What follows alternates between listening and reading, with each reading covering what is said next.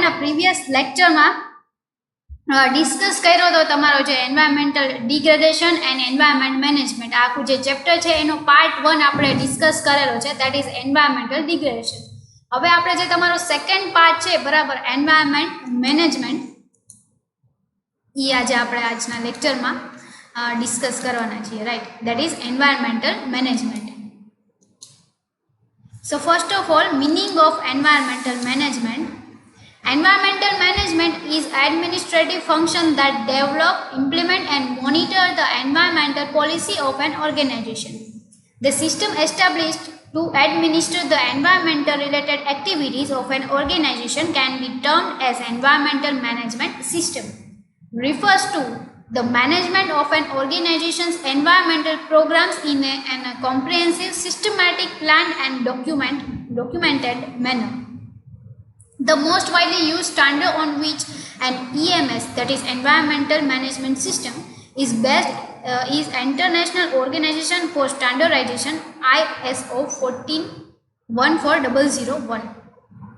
Alternative includes the EMAS, that is Environmental Management and Audit System. An environmental management information system is an information technology solution for tracking environmental data for a company as a part of their overall environmental management system. તો કે સૌથી પહેલાં તો છે કે environmental management system એટલે શું? તો કે હવે આપણે આગળના લેક્ચર્સમાં જોયા કે કયા કયા ટાઈપના પ્રોબ્લેમ્સ થાય છે, શું છે, બરાબર. હવે જ્યારે તમે કોઈ એક કંપની ખોલીને બેઠા હોય બરાબર, ત્યારે તમે ઘણા બધા એન્વાયરમેન્ટ છે, નેચરલ રિસોર્સિસ છે, આ બધી એન્વાયરમેન્ટમાં રહેલા બધા નેચરલ રિસોર્સિસનો most of the time use કરતા હોવ છો, બરાબર.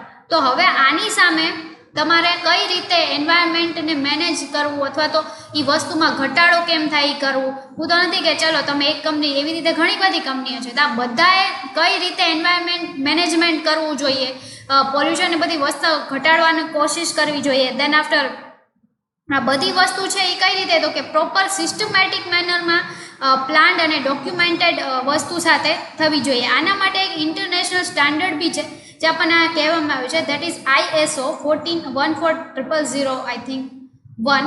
That is we will detail discuss in your chapter number 4.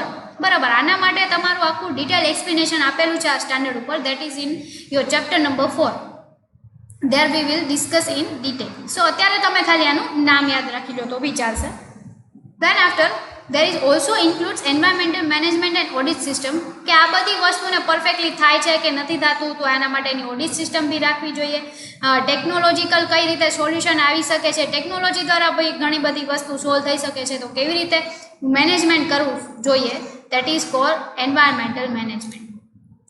Next, purpose of EMS.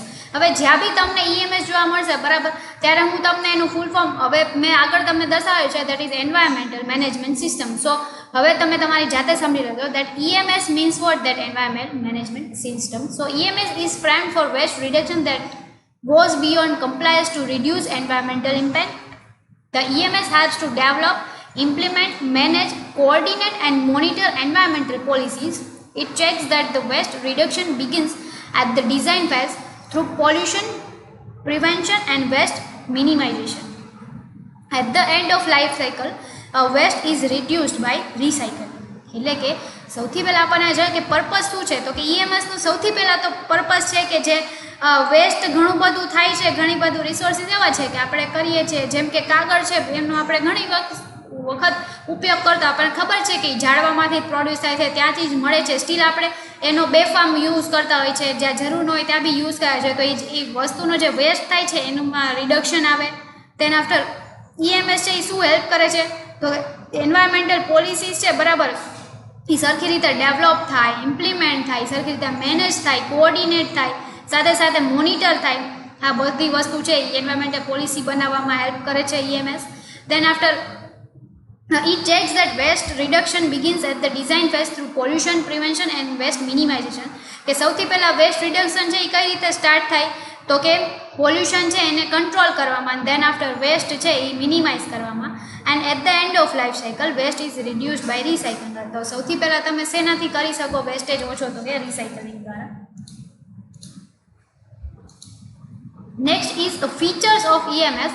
that is, it serves as a tool or process to improve environmental performance and information, mainly design, pollution control and waste minimization, training, reporting to top management and the setting of goals. Provides a systematic way of managing an organization's environmental affairs. Focuses on continual improvement of the system and a way to implement policies and objectives to meet the desired result. Encourages contractors and suppliers to establish their own EMS model, that is PDCA. તો એના features શું છે? તો કે એને એક tool ઓર process તરીકે ઉપયોગ આપણે કરી શકાય છે. આપણે એન્વાયરમેન્ટલ મેનેજમેન્ટ છે એના પરફોર્મન્સને બહુ સારી રીતે ડિઝાઇન કરે. દેન આફ્ટર પોલ્યુશન કંટ્રોલ છે, વેસ્ટ મિનિમાઇઝેશન છે, તો આ બધી વસ્તુના જે બી આપણે કંઈ ઇનિશિયેટિવ લીધા હોય આ બધી વસ્તુ ઓછી કરવા માટે, તો એ બધી વસ્તુ પ્રોપર થાય છે અથવા તો લોકોને નથી આવડતા એ પ્રોગ્રામ, તો તમે એની ટ્રેનિંગ આપો. આ બધો વસ્તુ છે એના ગોલને આપણે પરફેક્ટલી સેટિંગ કરીએ અને એનો રિપોર્ટ છે એ મેનેજમેન્ટને ટાઈમ ટુ ટાઈમ કરીએ. દેન આફ્ટર આ બધી વસ્તુ છે એ એકવાર સ્ટાર્ટ તો થઈ જાય છે, બટ કન્ટિન્યુઅસ ચાલુ રહીએ, એનું ઇમ્પ્રુવમેન્ટ થતું રહીએ એનું બી જોઈ શકે છે. અને કોન્ટ્રાક્ટર્સ અને સપ્લાયર્સ છે એ લોકોને બી આપણે એન્કરેજ કરીએ કે એની ખુદની એન્વાયરમેન્ટ મેનેજમેન્ટ સિસ્ટમ ક્રિએટ કરે. And EMS follows a plan do check act or PDCA cycle. The diagram shows process of first developing an environmental policy, planning the EMS and the implementing it. So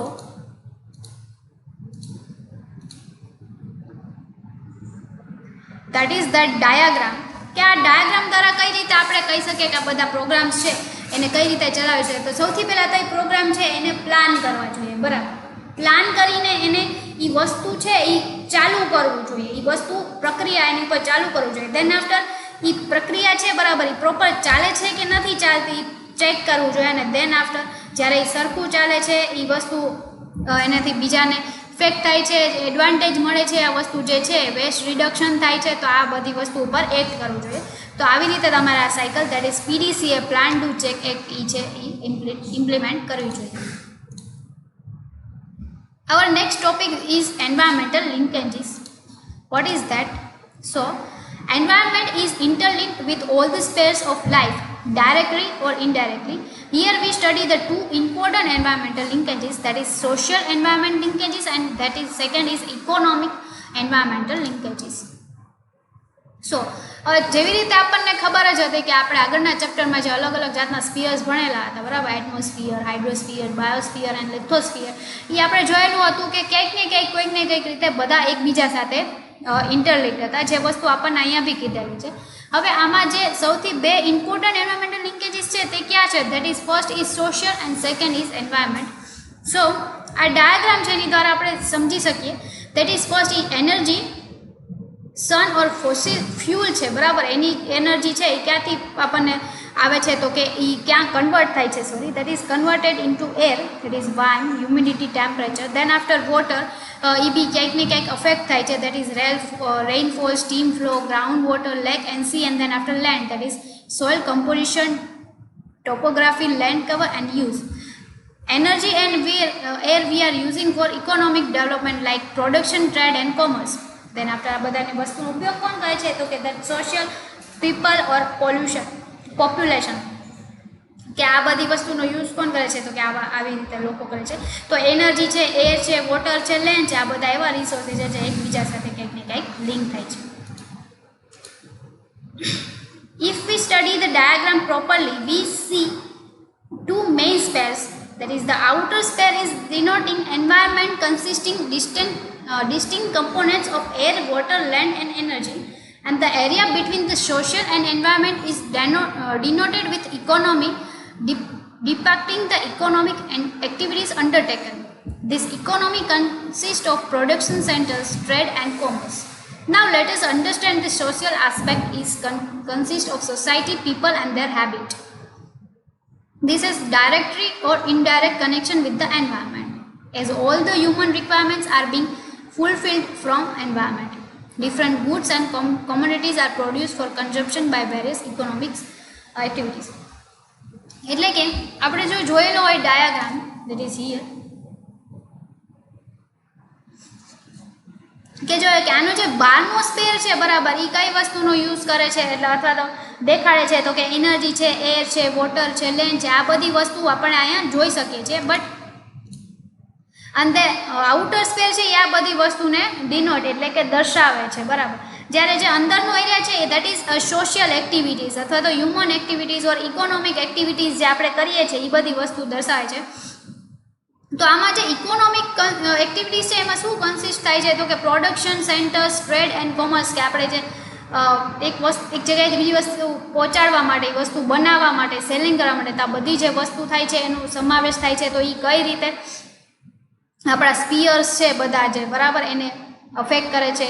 દેન કે કોઈને કોઈ રીતે directly ઓર indirectly environment સાથે કનેક્શનમાં છે. And human required are fulfilled being from environment, એટલે કે most of the કેસમાં હ્યુમનની જે બધી રિક્વાયરમેન્ટ છે એ શેના દ્વારા ફૂલફિલ થાય છે તો કે આ બધી એન્વાયરમેન્ટ થિંગ દ્વારા જ થાય છે. એટલે કે ડિફરન્ટ ટાઈપ્સના ગુડ્સ અને કોમોડિટીઝ ક્યાંથી પ્રોડ્યુસ થાય છે તો કે એના પ્રોડ્યુસ કરવા માટે એનું શેનું કન્ઝપ્શન કરવામાં આવે છે તો કે ઘણી બધી ઇકોનોમિક એક્ટિવિટીઝ દ્વારા કંઈક ને કંઈક આ એન્વાયરમેન્ટલ જે ઇફેક્ટ્સ છે બરાબર એનો જ યુઝ કરવામાં આવે છે. These commodities are produce using the basic raw materials from the environment. Materials available from renewable and non-renewable sources, for example water, wood, food items, etc. Thus there is very visible interlinkage between society, economics and environment. જોઈ શકે કે રહેવા માટે ઘર જોઈએ તો એના માટે લાકડા ને બધું બનાવવાનું હોય ક્યાંથી મળે?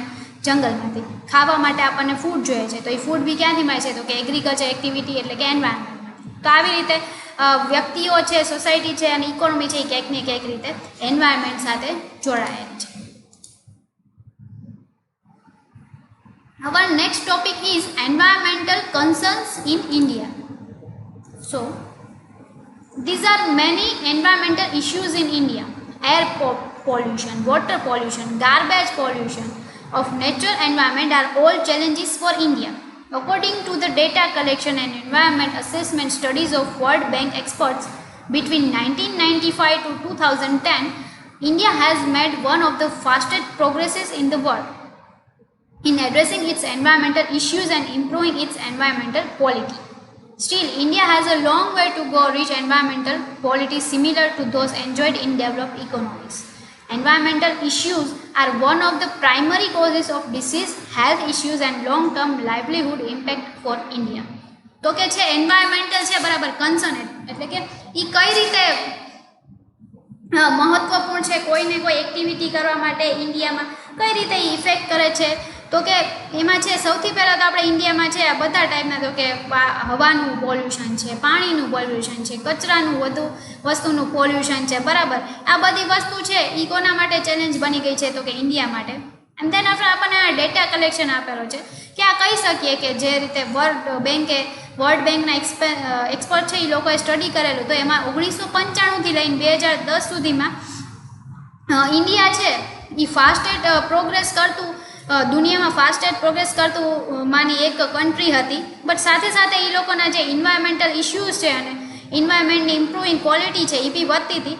બટ હજી એટલી બધી નથી સારી થઈ જે ડેવલપ કન્ટ્રી છે એ ઓલરેડી ડેવલપ્ડ ઇકોનોમી છે એ ઓલરેડી એન્જોય કરે છે બરાબર. કે જેવી રીતે આપણે પ્રોગ્રેસ તો થાય છે બટ સાથે સાથે ઇશ્યુ છે એ બધા વધતા જાય છે અને આ બધા એન્વાયરમેન્ટલ ઇશ્યુઝના કારણે શું થાય છે તો કે આપણા રોગમાં વધારો થાય છે, તેને આપણે હેલ્થ ઇશ્યુઝ વધે છે અને જે લોકોની લાંબા ગાળા જીવવાની જે શક્તિ હતી એનામાં બી ઘટાડો થતો જાય છે.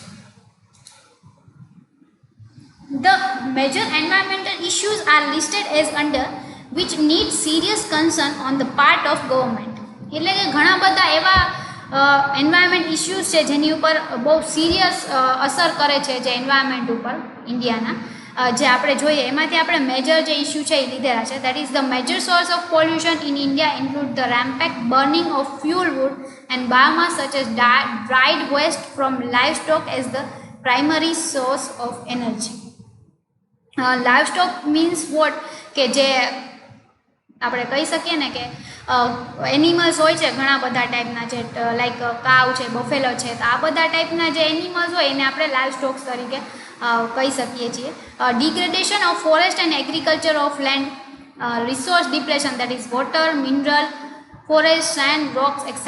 Public health, loss of biodiversity, poor management of waste, garbage and solid waste removal services like trash and garbage disposal services. Responsibility of local government workers in India are ineffective. Solid waste is routinely seen along India's street and shopping plazas. Lack of flood control and monsoon water drainage system, diversion of consumer waste into rivers, ક્રિમેશન near water sources et cetera. તો કે ઘણા બધા major છે. સૌથી પહેલાં તો પોલ્યુશનમાં વધારો છે. એટલે કે પોલ્યુશનમાં વધારો શું કામ થાય છે? તો કે આપણે ઇન્ડસ્ટ્રીની કે કોઈ પણ વસ્તુ છે, બરાબર, ઇન્ડસ્ટ્રીમાં કે ઉદ્યોગ કોઈ પણ થયો છે તો ત્યાં આપણે આજના જમાનામાં બી લાકડાનો એનો ઉપયોગ કરે છે ઇન્સ્ટીડ ઓફ કે આપણે ઇલેક્ટ્રિસિટીનો ઉપયોગ કરી શકીએ, બરાબર. આ બધી વસ્તુ વધે છે. સાથે સાથે જે લાઈવ સ્ટોક છે, બરાબર, લાઈક મેં તમને એનિમલ્સનું ઉદાહરણ આપેલું છે, એના લીધે એને આપણે as an primary source of energy તરીકે યુઝ નથી કરી શકતા. Then after degradation of forest છે, એટલે આપણે વાત કરેલી હતી આગળ કે ફોરેસ્ટમાં છે એ ઘણું બધું ડિગ્રેડેશન વધતું જાય છે. એટલે કે લોકોને વધવાને કારણે આપણે ફોરેસ્ટને એને જંગલોને સતંતર કાપવા પડે છે. એગ્રીકલ્ચર લેન્ડમાં વધારો કરવો પડે છે, જેથી કરીને બીજી બધી જે લેન્ડનો ઉપયોગ થઈ શકે એ થઈ શકતો નથી. પછી રિસોર્સ ડિપ્રેશન, એટલે કે આપણે જે રિસોર્સિસ છે, વોટર, મિનરલ, ફોરેસ્ટ, આ બધાનો યોગ્ય ઉપયોગ થતો નથી અને એમાં સતત ઘટાડો થતો જાય છે. પબ્લિક હેલ્થ છે. પછી ધ્યાન આપણે આપણું મેનેજમેન્ટ છે કે કચરો અને કોઈ પણ ગાર્બેજ, એટલે કે કચરો ને એવું બધું છે, એને સરખી જગ્યાએ બહાર પાડવાનું, સરખી રીતે એનો નિકાલ કરવાનું, આનું બહુ ખરાબ મેનેજમેન્ટ છે. અને ધેન આફ્ટર જે આપણે પૂર ને આ બધી પરિસ્થિતિ આવે છે, બરાબર, એ શેના લીધે આવે છે? તો કે મોન્સૂનમાં આપણે સરખા ડ્રેનેજ સિસ્ટમ, એટલે કે ગટરોની એની સિસ્ટમ પરફેક્ટ હોતી નથી, જેના કારણે પાણી નીકળી શકે. જો એ પરફેક્ટલી નીકળી શકતું હોય તો ફ્લૂડને છે એ કંટ્રોલ કરી શકાય છે. તો આ બધા છે એ મેજર એન્વાયરમેન્ટલ ઇશ્યુઝ આપણે કહી શકીએ. There are some also others issues like air pollution in India is a serious issue with major sources being fuel wood and biomass burning, vehicle emission and traffic congestion, etc. Growing scarcity of water. India has been blessed with perennial rivers, but water is not channelized and used properly in those areas where there is scarcity. Following of groundwater table levels, according to one of study NASA, groundwater declines were highest on Earth between the span of 2002 to 2008 in northern India. India faces major water pollution issues. Discharge of untreated sewage is the most important cause for pollution of the surface and groundwater in India. And then preservation and quality of forest, biodiversity loss and land soil degradation are some of the major environmental issues India faces today. એટલે કે બીજા કયા છે? તો second છે એ હવાનું પ્રદૂષણ છે, બરાબર. હવામાં સતત પ્રદૂષણ વધતું જાય છે. શેના કારણે? તો કે જે ઇન્ડસ્ટ્રી છે એ લોકો જે પ્રોડક્શન કરે છે એમાંથી જે ધુમાડા નીકળે છે એના કારણે, તેના આફ્ટર વ્હીકલ્સ છે એમાં વધારો થતો જાય છે અને એમાં એવા ફ્યુઝ યુઝ કરવામાં આવે છે જેમાંથી બહુ ધુમાડો નીકળે એના કારણે, અને ટ્રાફિક કન્જેક્શન થતું જાય છે. તેના આફ્ટર આપણને જે છે એ નદીઓ મળેલી છે. બીજા કન્ટ્રીઝ કરતાં આપણા કન્ટ્રીમાં ઘણો બધો સારો એવું નેચરલ રિસોર્સિસ મળે છે, સારી એવી નદીઓને બધી મળેલી છે. સ્ટીલ આપણે એનો પરફેક્ટ યુઝ કરી શકતા નથી, જેથી લઈને આપણે છે, બરાબર, એની પાણીની અછત થાય છે. હવે આટલું બધું પાણી હોય છે, આટલી બધી નદીઓને હોય છે, સ્ટીલ ઘણી બધી એવી જગ્યા છે કે જ્યાં આપણે પાણી પહોંચાડી શકતા નથી. એની પ્રોપર એની જે ચેનલાઇઝ છે એ પ્રોસેસ છે ને ચેનલાઇઝ કરી શકતા નથી, જેથી કરીને જ્યાં પાણી મળે છે ત્યાં ખૂબ વધુ મળે છે અને જ્યાં અછત છે ત્યાં ઘણું બધું અછત છે. દેન આફ્ટર ફોરેસ્ટ છે, બરાબર, એને બચાવવા માટે ઘણા બધા વસ્તુઓ કરવી જોઈએ જે આપણે કરતા નથી. તો આ બધા જે ઇશ્યુઝ છે એ એન્વાયરમેન્ટના મેજર ઇશ્યુઝ છે, હવે આપણે કહી શકીએ જે ઇન્ડિયામાં છે. So the next point of the need for sustainability we will discuss in our next lecture. Thank you.